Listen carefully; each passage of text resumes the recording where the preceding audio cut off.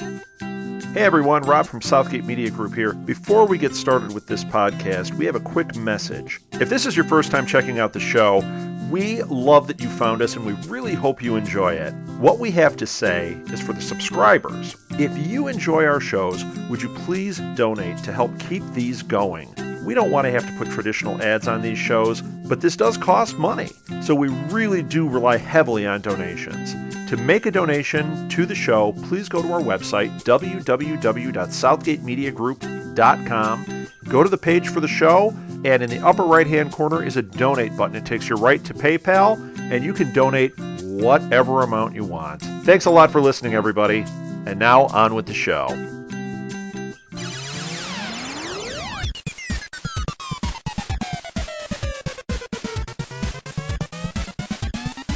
Hello and welcome to the SuperConnectivity Podcast. I'm your host, Cherubic Charlie Esser, and today with me is... I didn't even prepare a name.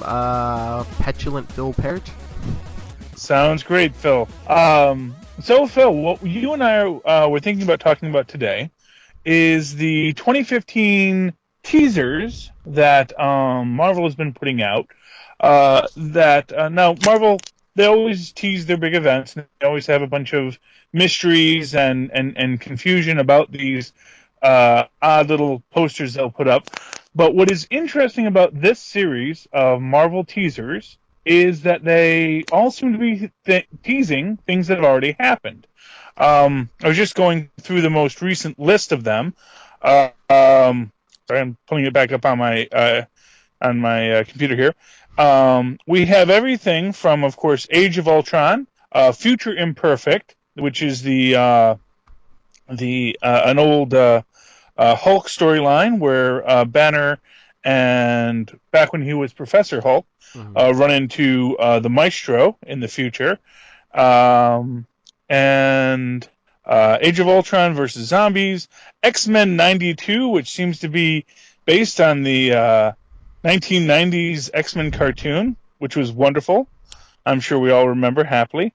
And then, most recently, the last one we've got is Everything Ends, which, of course, is very, very ominous. And the last one we have is Everything Ends. Now, what all of these things, what's interesting about these is, as I've said, these all reference past events. There was another one we have missed, which is the end of the Ultimates, summer 2015, and Inhumans Atlan Rising, with the Inhumans sending over all the bodies of our beloved Marvel heroes, and a return of Old Man Logan.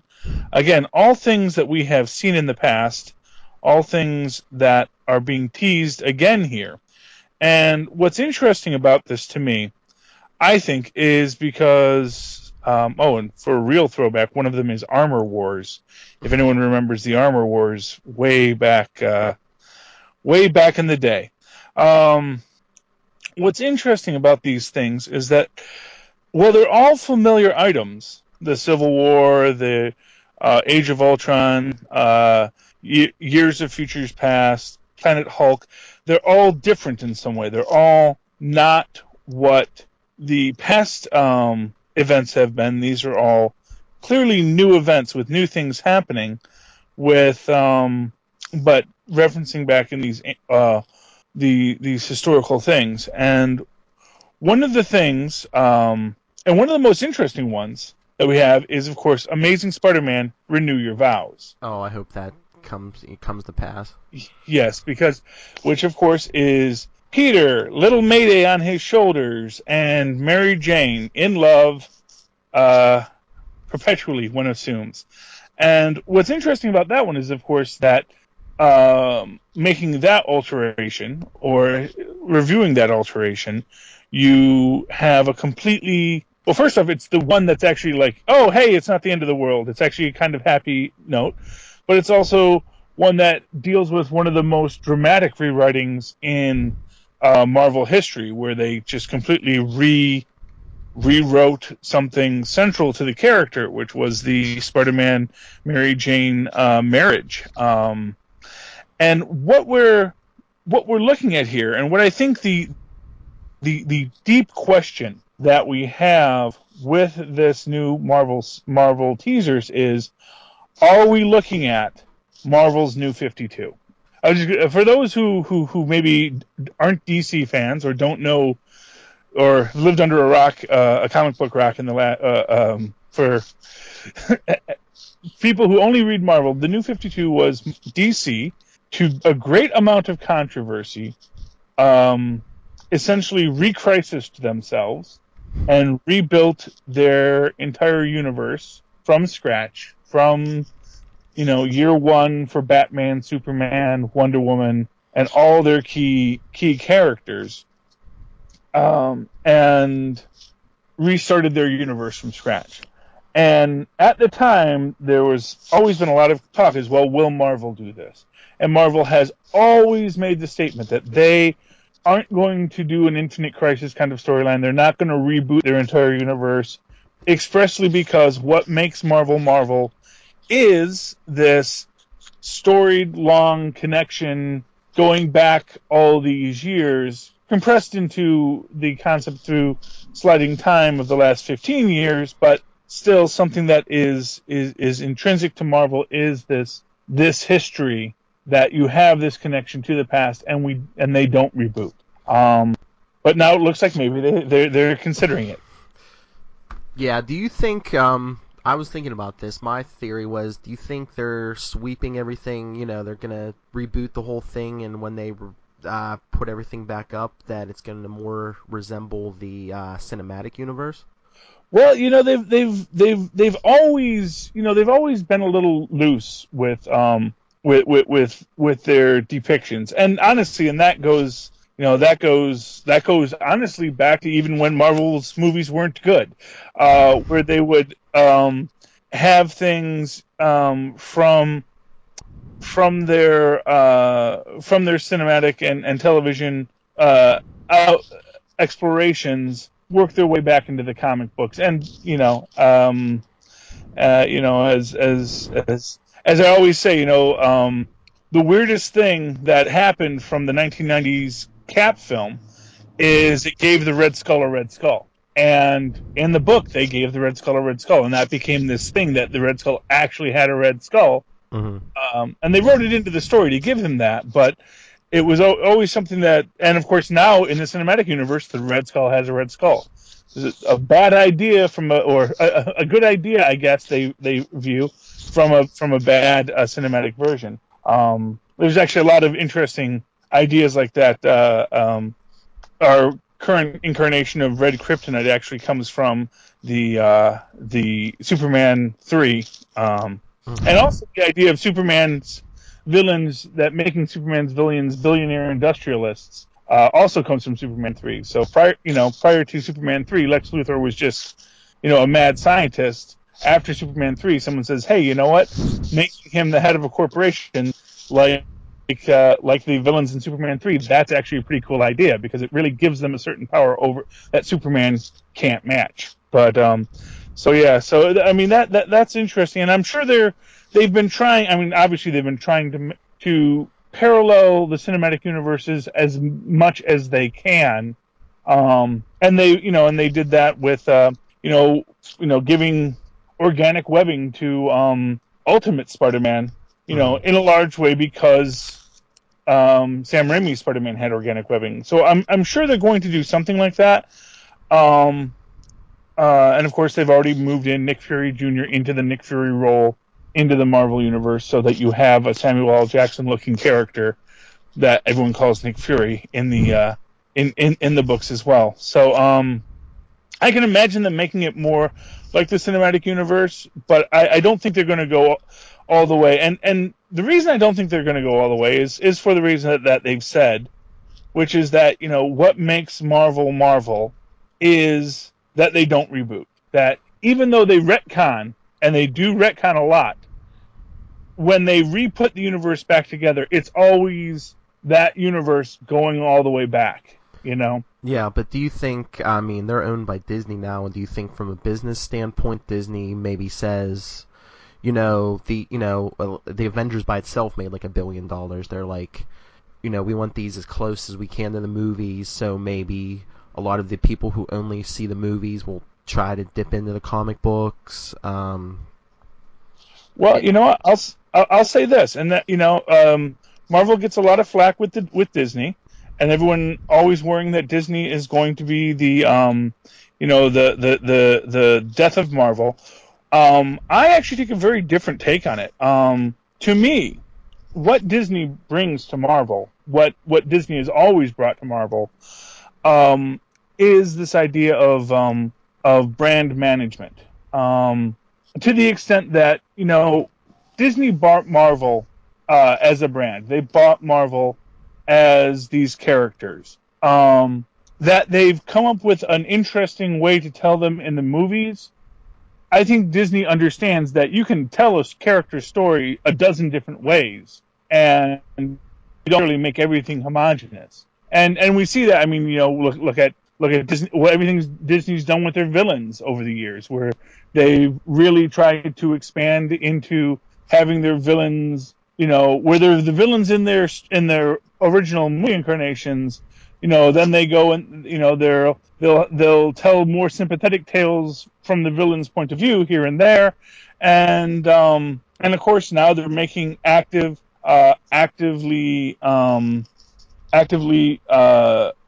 pro-villain films where you have Maleficent,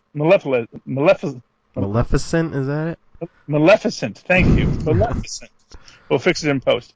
Maleficent, where it becomes Maleficent's story, even though, honestly, she is one of these really purely evil characters from Disney's archives. She is, she is a person who, out of petty spite, curses a baby, which is pretty evil. That's that's like eating kitten level of evil.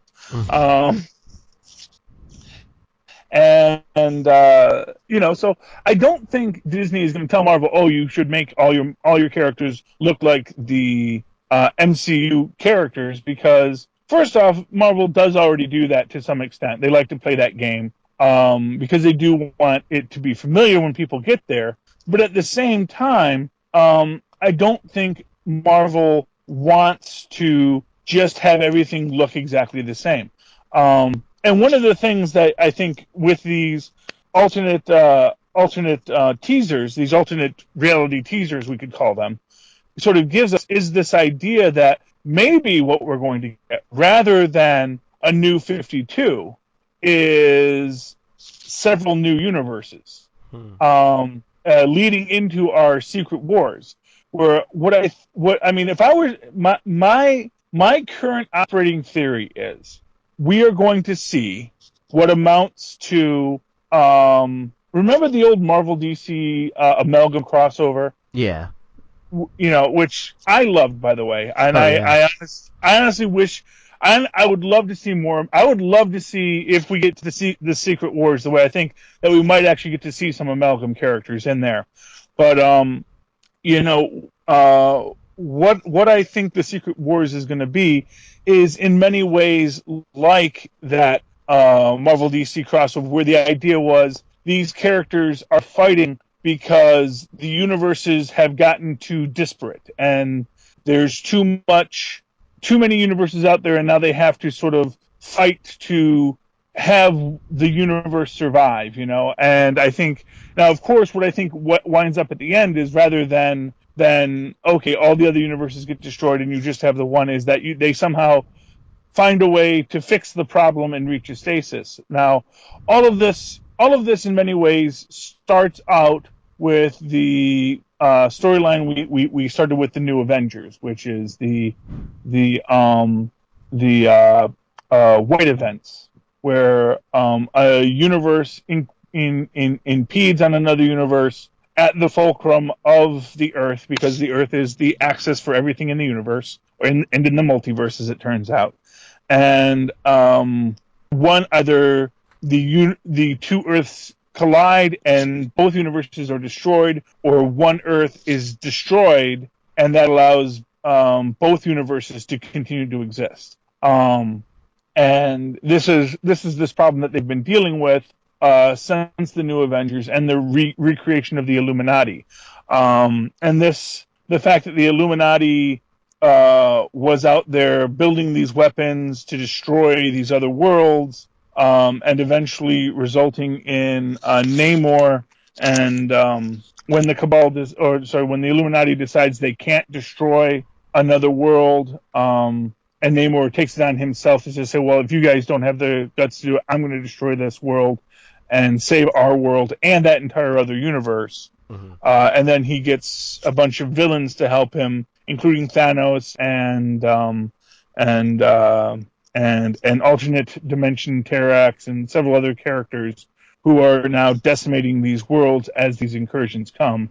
And what is interesting in this is that these stories seem to be connected to other things going on in other universes. As an example, we have the current Spider-Verse crossover, mm-hmm. with all the Spider-Men from all the different Spider universes coming together to battle these characters called the Inheritors of Creation, who exist in Universe 001, which is, of course, obviously the first one. Mm-hmm. And there's a character called the Master Weaver who has access to the web of the universe, and they've sort of made him their slave, and they're feasting on all of the spider spirits from all the other universes.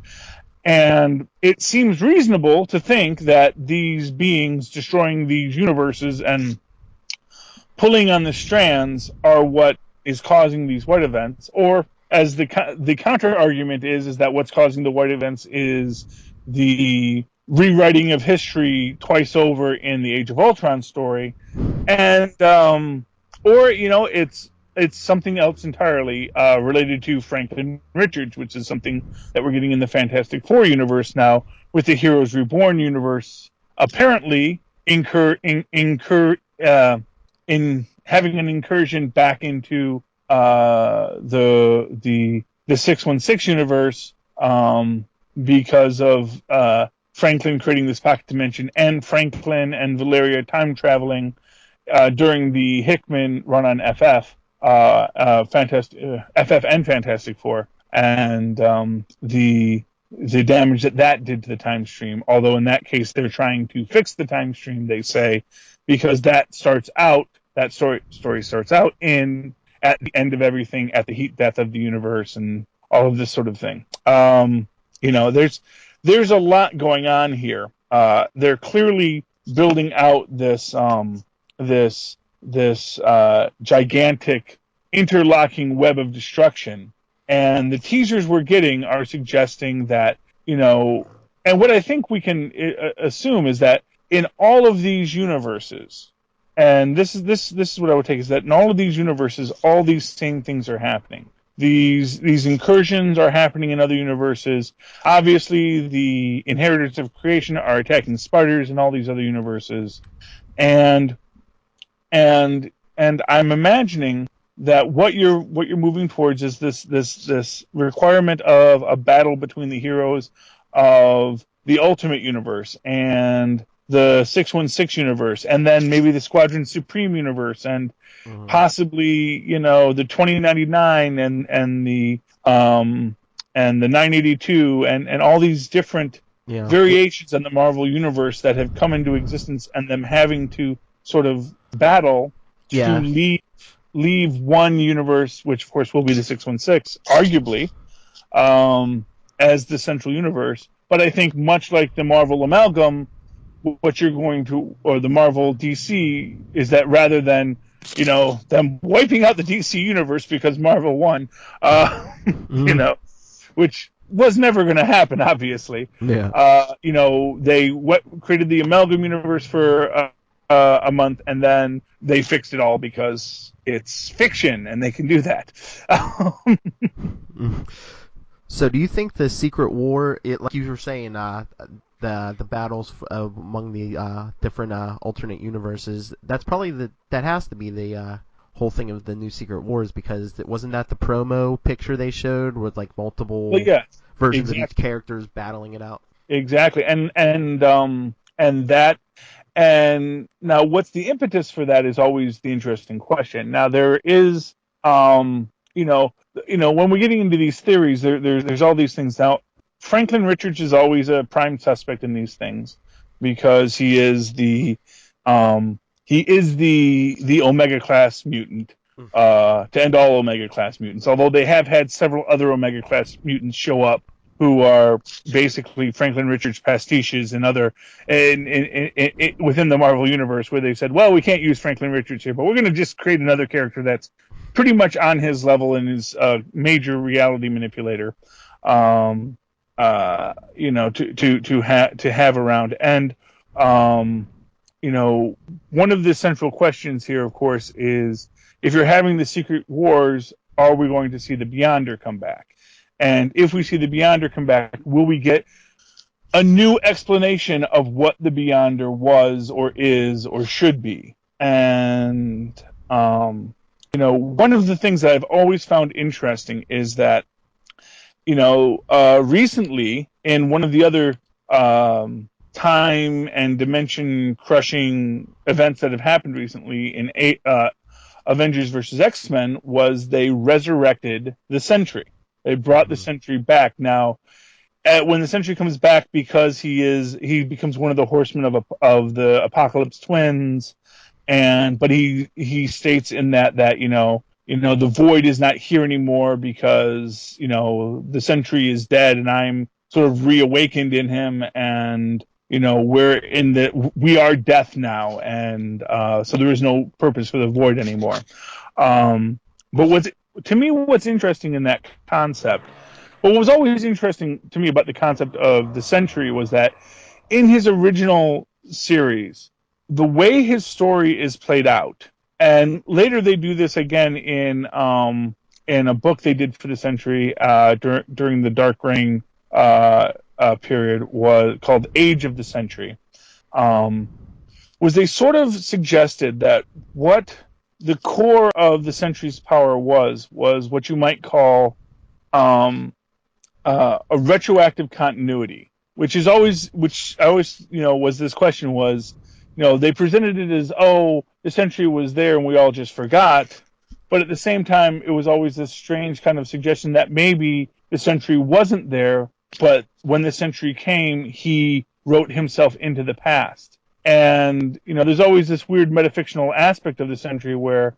when his story first starts being told, it starts off from that Silver Age perspective of the new Marvel, and then goes right into the ultraviolet 90s and the bitter dark heroes at the end of his story, where of course he's not the kid who gets exposed to the chemical and gains powers. He's a criminal and a drug addict who stole some super soldier serum and didn't realize it, and it awoke into this ultimate potential to him.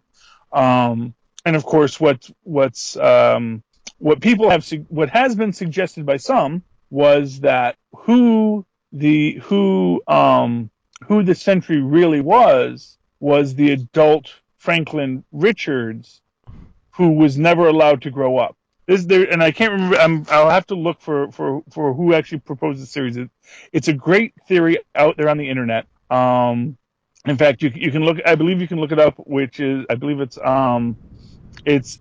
based on I think it's called "It's a Nice Life in the Marvel Universe," and it's based on the perspective that Franklin Richards is essentially the Billy Mooney character from the Twilight Zone episode. It's a Good Life.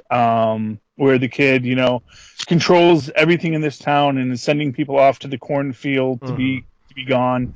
And the suggestion is that, up until Franklin Richards is born, Marvel is working on what seems to be an almost, month per month timeline where as time goes on, so the first couple years of Marvel Comics, it seems like a couple years have passed. And then as soon as Franklin's born and he's this baby, he stays in fact, they actually sort of time it to as soon as, Sue Richards becomes pregnant, time starts to slow down, and that's why she's in this position for a couple of years, and then Franklin's born, and then he stays a baby for all these years, and he keeps on aging up and regressing down, and that he's actually manipulating the whole of the Marvel universe from the start, because he's forcing it to be in his childlike way to be to be how he wants things to be, which is why no one gets to age or change or anything like that.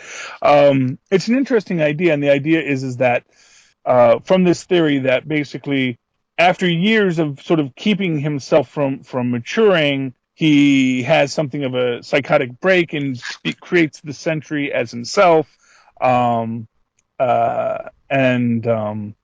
the Sentry has all these problems, obviously, because of course the Sentry has the Void, which is his dark half, and it gets very confusing when you get into into the weeds of these kinds of stories. Yeah, well, but, I mean, even going with the whole Franklin Richards theory, I mean, look at the whole Heroes Reborn from the '90s. He basically took the Avengers and the Fantastic Four they threw them into another universe, basically altered them, and then when they came back, some of them were, even changed still.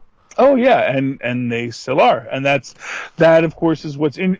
Now, of course, what's interesting about the Heroes Reborn universe is once they come back, they start to forget what happened. Although it turns out recently, when I'm trying to remember what the event was. I think it was just recently. Captain America came. Well, oh yes, when Captain America was thrown back in time. By the Red Skull when he was shot, he actually has come back with a lot more knowledge about his own past.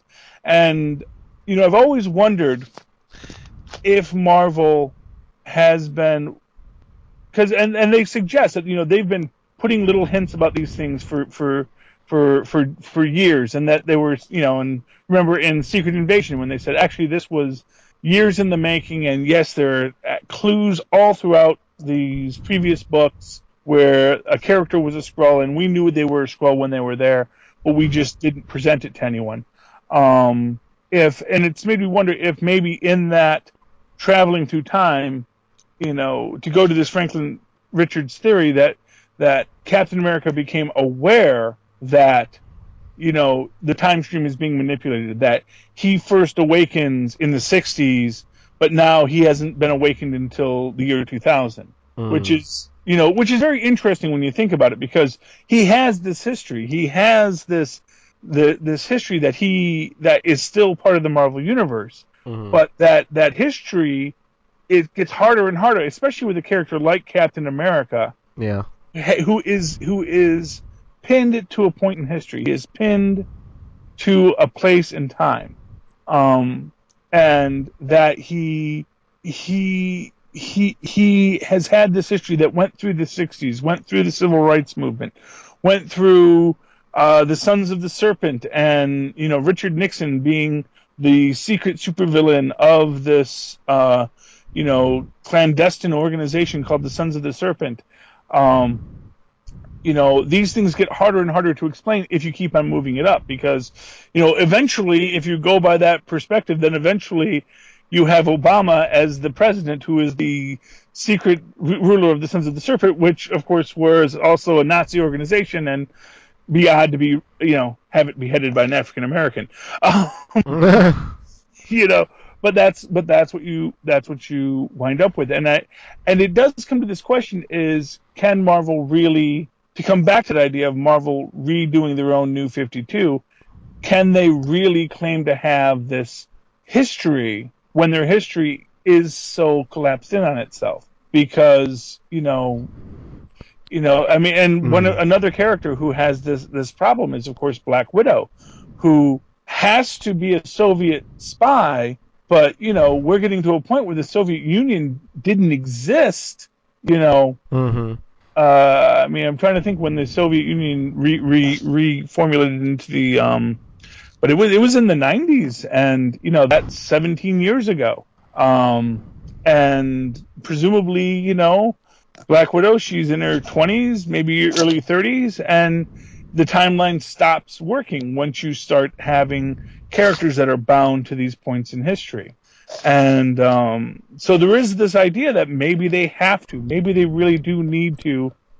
Yeah, because, I mean, even other examples, I mean, the Fantastic Four, when they first went up into space, they were trying to beat the Russians in the space. Yes, and that's an interesting thing, because with them, they have been able to rework it so that when they did when they recently did the year one Fantastic Four, and in that the idea is it's the first private commercial spacecraft, and they've done that before, where it's like it's no longer about getting to the moon or just getting to space, it's about engaging a hyperdrive and having faster than light travel and all these things, and those things have been retconned in, and they've really worked those things in over the years, even though at the same time they have this idea that original FF number one, Fantastic Four number one, is still canon, and every scene in there is still canon, even though it makes less and less sense as time goes on to declare it canon. And it's, to me, it's this really deep question as a Marvel fan, is if they restart the Marvel universe, do we lose something really precious, or do we just have it start to make sense? And do you think if they do a total reboot and, do like DC did and start everything at number one, will they keep it more general and not too specific, not as many politics or current world events in there, so you could tell the story today, you could tell the story 50 years from now, and it'll still work without any changes? Well, no, I think what they would need to do, I mean, because again, you don't want to mess with the formula. You don't want to mess with what put Marvel where they are. Marvel has always been as much as they could be the world outside your window. They've always tried that. That has always been their catchphrase and their description of themselves, that they want to have comics that have some sort of relevance to the world we see. Now, of course, there's always these separations from that, but so I think, if they reboot everything, it's like the Ultimate Universe. It's going to be in our Ultimate world. I mean, it's going to be in our world and our issues going on, but it's going to be presented as new to these characters, and that's a way to do it, obviously. But I think it's really hard to say. It's really hard to say with this, because on the one hand, you have to admit that the stories have gotten convoluted and cluttered, and they may need a sweeping away. But at the same time, if they just sweep it away, then do you lose what makes Marvel Marvel? And like you say, if they make it so that it's no longer bound to these moments in history, if Marvel Comics, don't, if they don't deal with, socking Hitler in the jaw, which is, that iconic moment, or that iconic scene in that first Captain America,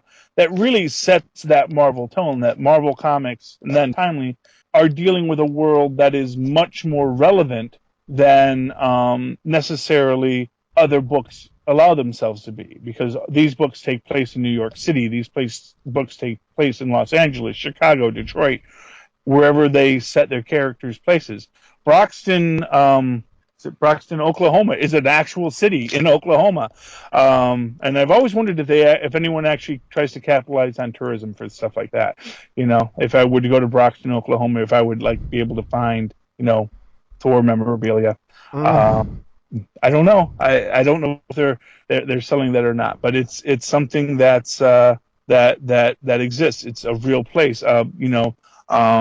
Stamford, Connecticut, they blew it up in Marvel Comics as the lead up to Civil War, and that's a real place. That's a real place that people who work for Marvel Comics actually probably go to all the time, because it's just across the bridge. That idea that this is all real in this world, and that tie to that reality, that's very important to Marvel. And honestly, that's like that to get back to that, what Disney does great is brand management. I think that tells you right there that that's one thing that Disney would not allow Marvel to do, was to break from that formula, because that's what they bought, And and that's the thing, because you can think about the characters as just their marketing potential as icons, and certainly there is that. what makes, I remember, I believe some quote I heard, which was that before Guardians of the Galaxy sold its first ticket, it had already made its money back in merchandising alone.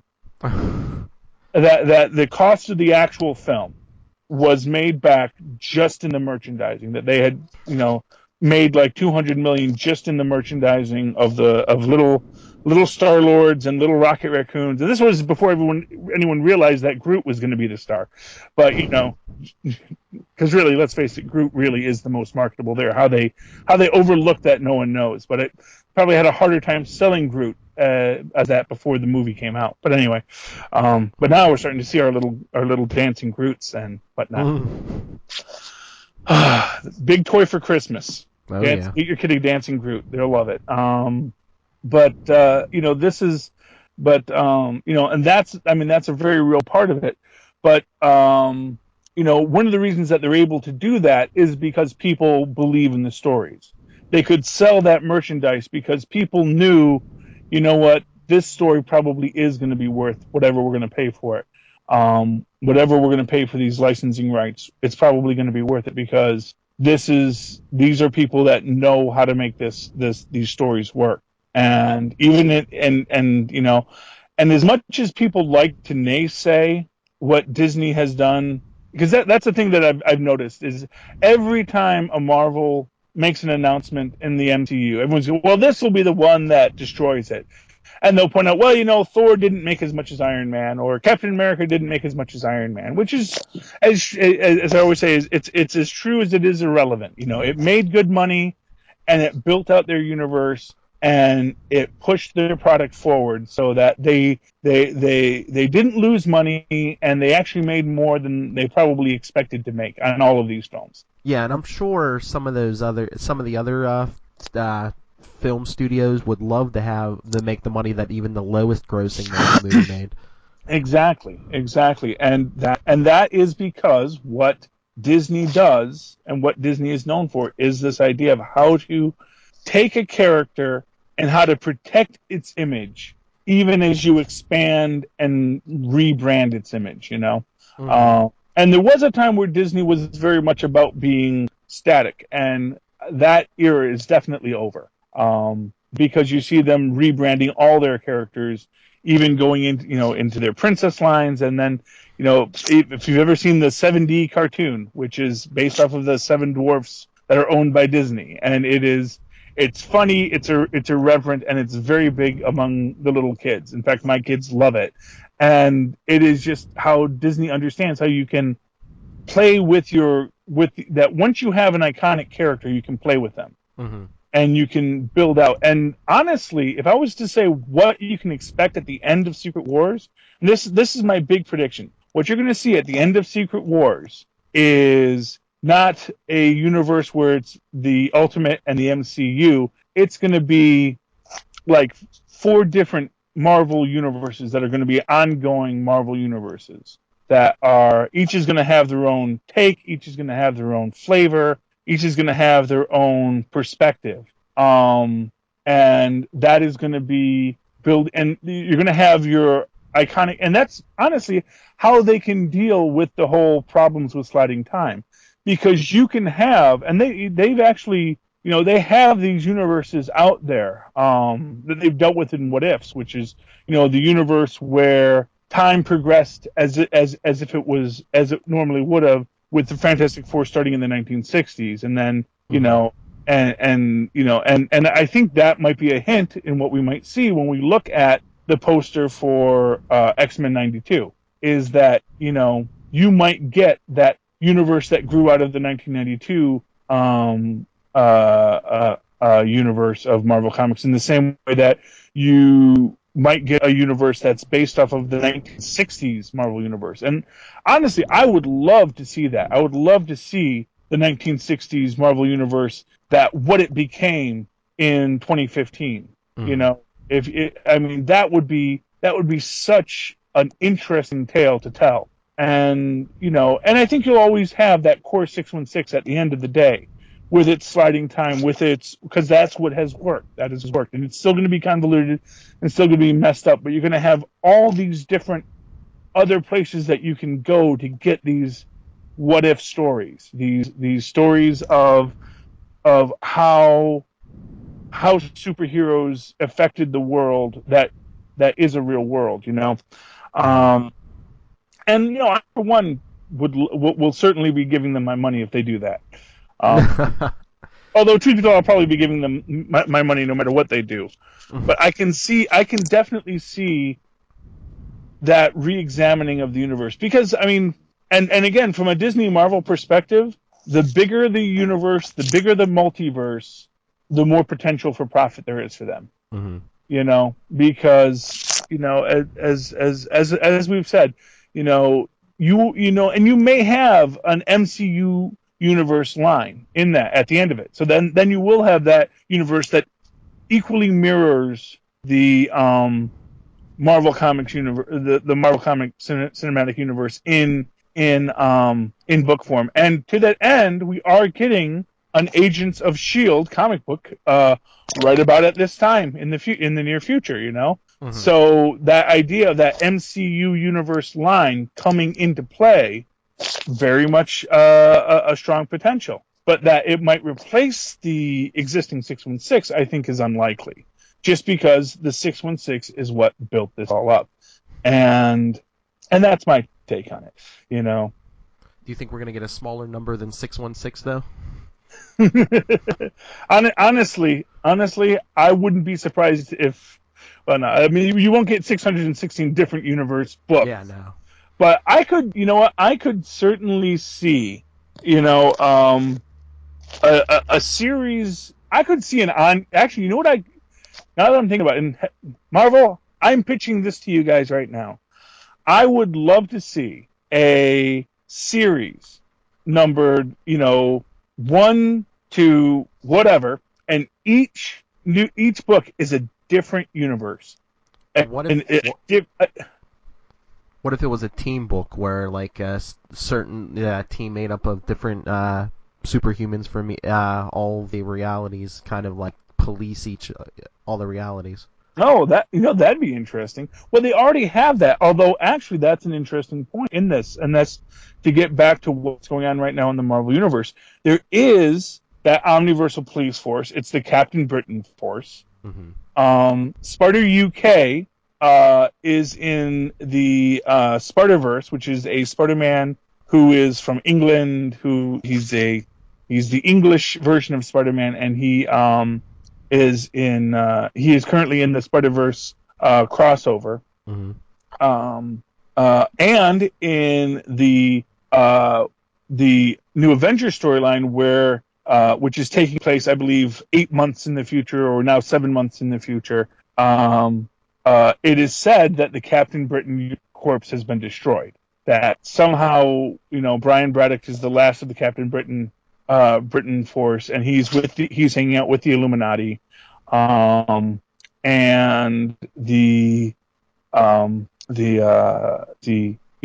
so that leaves us with this idea that yes, there was an interspatial police force in the Captain Britain force, and now that's apparently gone. So one thing that if we're going to look for a theme that we have seen recently in these crossover books, as an original sin, is that old orders are being destroyed and falling away, but something needs to replace them. So, when the Watcher is killed, Nick Fury, by judgment of the Watcher Council, is turned into the Unseen, and now he has to watch everything on the moon, at least until Uatu's child comes to maturation, which is something from the FF books, and also the Mighty Avengers books, because of course Blue Marvel is his godfather. Do you think if we do get a partial reboot or a full reboot, are we going to get only one Nick Fury, just so it's not too confusing to some of the newer fans? Well, that's always the interest. Well, so right now where we're at in the 616 is the old Nick Fury is now this character called the Unseen. And there is only so right now in the 616 there is only one Nick Fury, which is Nick Fury Jr. Who The Samuel is Jackson looking the Nick Fury. Samuel Jackson looking Nick Fury. He's the only Nick Fury we have in the 616 right now, because the other Nick Fury has been transformed in some way to become some other kind of being, some kind of cosmic being, who has sort of a cosmic punishment on top of that.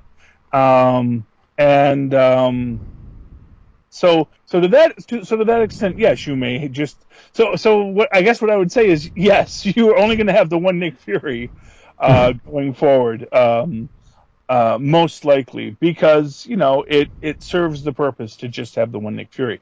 Now, of course, what's interesting about that Nick Fury is that he's not director of S.H.I.E.L.D., but then again, one thing we've known about S.H.I.E.L.D. is that apparently moving up in that organization is very, very easy. It seems because they randomly put people in charge of S.H.I.E.L.D.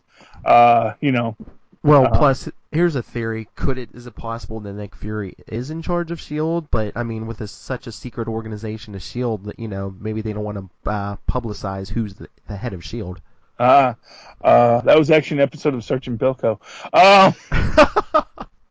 Yeah, just a random thing. And if you're a big Phil Silvers fan, you probably know which episode I'm talking about. So I'm not going to give you the treatment of the Sergeant Bilko episode, where it's implied that yes, the enlisted men are running the army. But the idea that the current Nick Fury could secretly be running S.H.I.E.L.D. I mean, anything's possible. Anything can be revealed at the last moment. They could just decide that after hearing us say it. Well, what's always interesting. What's interesting about S.H.I.E.L.D. is that there is this other group called the Order of the Shield, which, as far as we know, Nick Fury was never really a member of. But it still exists out in the universe, in the Marvel universe. And what kind of influence it actually has over S.H.I.E.L.D., we don't know. That obviously S.H.I.E.L.D. was something that grew out of it, but the Order of the Shield might actually not really have power over this group anymore. And that might have that urge to remove it from outside influences was probably one of Nick Fury's longtime goals, is trying to get S.H.I.E.L.D. into a truly independent organization. Though of course that always fails, because if S.H.I.E.L.D. actually functioned properly, they would not be good stories. Because it would just be S.H.I.E.L.D. functioning properly, and that's no fun to read about. Yes. So so as we're looking at this, as we look at what we've been given is not a lot, obviously. What we've been given is these teasers that possibly show, well, what they show us is that there are a lot of alternate Marvel universes that exist out there.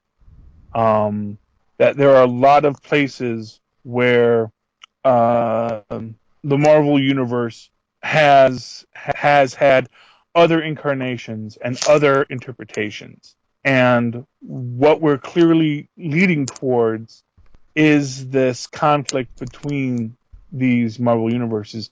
Now, what's interesting, this is very interesting. What's interesting in the these incursion stories that we've had in the Avengers storyline is that we've not yet seen them face off against themselves. That we haven't seen them come to a world that was populated by Avengers.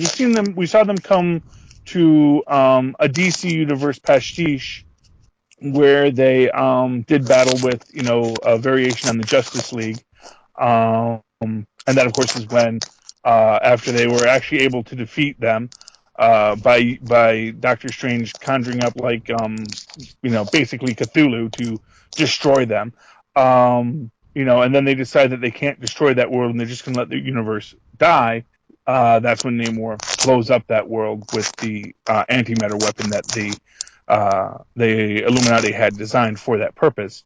But we haven't seen them have to face themselves, and I think that may be where we get to this secret war. Is you're going to have these universes that sprang off of the 616 coming together, perhaps, and that's where this battle is going to have to rage. And then maybe what you get at the end of it is a 616 that's been merged with some of its darker alternate futures and pasts to create a new timeline. Like maybe the old like DC's Crisis on Infinite Earths, like the universes that survive kind of merge. Yeah, I mean that could be where you're at. So you still have officially the 616 as its core, but what now makes up the 616 is going to include, heck, it could include Mayday Parker, which would be kind of the nice capper for it to have, especially since in the Sparta universe, her Peter Parker just got eaten by Morlun or Morlan or however you pronounce his name. So it would be an interesting take on it if what we get at the end of this is that we're going to get, and of course what's interesting about that, to get into this idea of sliding time, is that if you get that Peter Parker and MJ married with young Mayday as their daughter, is you get a universe that has broken away from sliding time, to at least to some extent, because you're going to have someone that is now matured and aged in a way that has not been allowed for many of these characters for a long time. And, and in that way, in a way that might be where they solve this problem. Because, I mean, right now, Captain America, who's one of our characters who is tied to a point in time, he's no longer the youthful Captain America. Now he's old Cap. And so to that extent, we could have that idea that now, because we have old Cap, he's no longer bound to time. And in that sense, I could see him very quickly becoming the grizzled old Nick Fury, And one thing that I think, I'm going to say, I think we're going to get a reveal of here in those people who are following that new Avengers storyline, is I think that I think people always underestimate Cap's intelligence, because Cap isn't just a peak physical person. He's actually also has peak mental abilities, and well, yeah, and he was born in a simpler time. I think that's why everyone underestimates his intelligence also. Well, also he's not really a scientist, so he doesn't use his intelligence towards science. But when it comes to strategy and things like that, I think certainly it is. And as I always point out, one of the characters who is, recognized as being that super smart guy, of course, Amadeus Cho. And what Amadeus Cho does when he gets into a fight is he throws something that ricochets off something else and, does something. And, of course, that's what Captain America has been doing since the 1940s. He's got a shield that knocks, 17 ways off of something to hit the, 2-inch square, to hit the self-destruct button, from, 2 miles away. So, I mean, that's what, so clearly he's doing a lot of math in his head when he's doing that and figuring out exactly how to make that throw.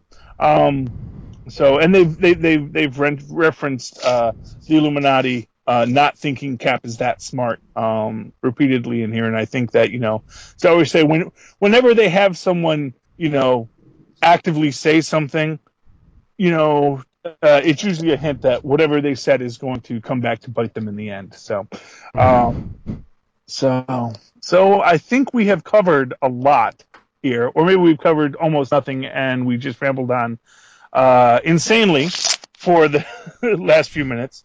But either way, I think that's it. Unless can you think of anything else you'd like to cover? No. I think we did cover a lot. Yes, and there is more for us to cover, and please feel free to reach out to us and comment to us about things that you felt we should have commented on, or things that we've gotten completely wrong. And we will connect all that next time in SuperConnectivity. I've been your host, the cherubic Charlie Esser. And I'm the petulant Phil Parrish. And we will see you next time on SuperConnectivity. Thank you.